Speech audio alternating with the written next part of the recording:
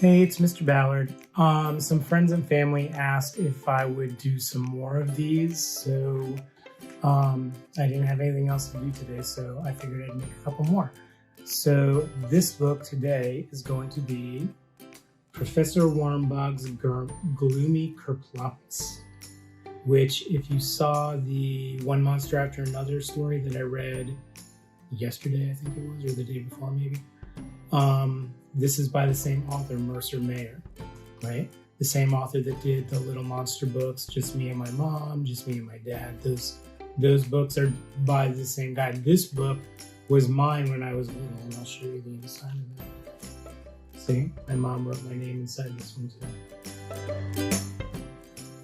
So this was a scratch and sniff book when I got it, right? So this had different stickers inside it that if you scratched them, like if you had a sticker of some grapes, then you could scratch the sticker of the grapes and the sticker would smell like grape Kool-Aid, not really like grapes, but like grape smell, right? So those stickers are long gone out of this book. That was when I was little, but I still love the book.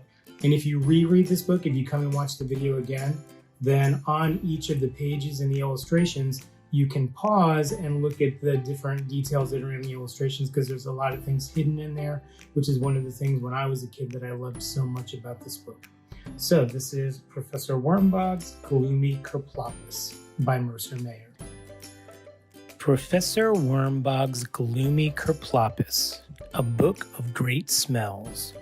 And you can see on the cover here, it says a book of great smells. That's because you can see right here, it says 6 different fragrance labels to scratch and sniff. This used to be a scratch and sniff book when I had it as a kid. I have long since scratched those stickers out of here though, so.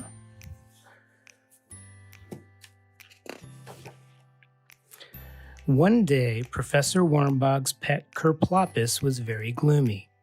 He wouldn't eat his bowl of grapes or play fetch the stick. He just lay in his bed and sighed all day.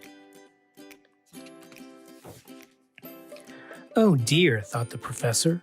I'd better call Dr. Windbag. Surely he will know what to do. After all, he is a doctor. Dr. Windbag was just fixing himself a cucumber sandwich when the professor called. He put the sandwich in his hat and rushed right over.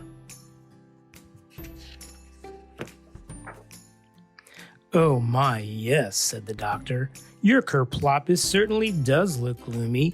The best thing to do is bathe him in fresh cucumber juice. Call me if he doesn't seem better. Professor Wormbog picked bushels and bushels of cucumbers from his garden. He boiled up a big pot of them and bathed his Kerploppus in the juice all night long. In the morning, the Kerploppus still wouldn't eat his breakfast or fetch his stick.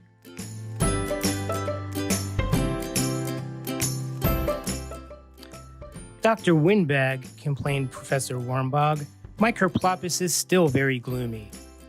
Well, well, answered the doctor, who was just about to mow the yard.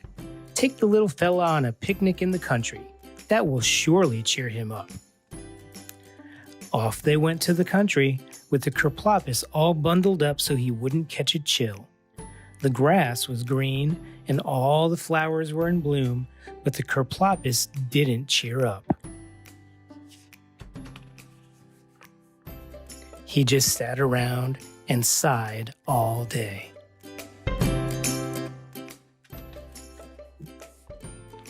On the way home, they even stopped for burgers and shakes, but it didn't help a bit.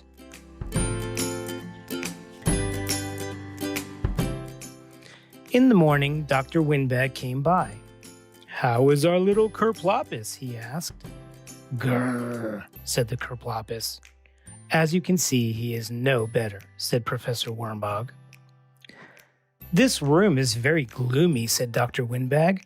Why don't you paint it with bright, cheery colors? That will surely make him feel better. Professor Wormbog got some bright, cheery paint from the cellar. He painted the room, but it did no good. Besides, the fresh paint made the Kerploppus sneeze.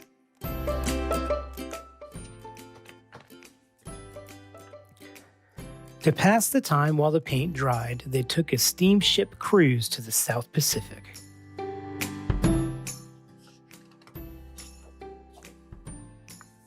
They sipped coconut juice and dined on fresh bananas and pineapples. They danced the hula under the swaying palm trees, but their Kerploppus didn't care. Professor Wormbog called Dr. Windbag long distance. "I'm worried," he said. "Come home at once," replied the doctor. "We must kick this problem around." They hurried home, and Professor Windbag rushed his Kerploppus to Dr. Windbag's office. "I shall take an X-ray," announced the doctor. He turned on the X-ray machine. "My goodness," he exclaimed. "What can this be?"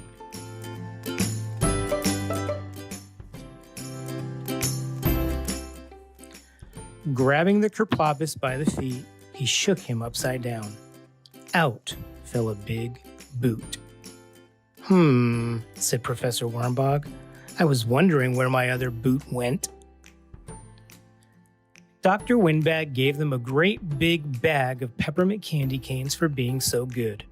Then Professor Wormbog took his Kerploppus home.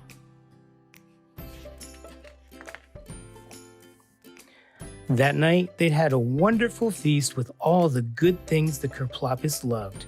He ate everything, and he was very cheerful indeed. So that was Professor Wormbog's Gloomy Kerploppus by Mercer Mayer. I hope you liked it. This book is, again, unless you have somebody that handed this book down to you or your parents had it and liked it, this is probably not another book that you've ever seen or heard of, but it was one of my favorites when I was a kid. The only other thing I want to tell you guys right now is that I know that there's a lot of things going on right now and you might be a little nervous about it, but all of your teachers everywhere, everybody in the building misses you, and everything that's happening right now is to keep you safe. We tell you guys all the time that it's our job to keep you safe, and what is happening right now with your parents and with us, with all the grown-ups right now, all they're trying to do is keep you safe. So I just want to let you guys know that we all miss you and we're all thinking of you, but it's more important to us that you stay safe, okay? So we love you, and we will see you all soon.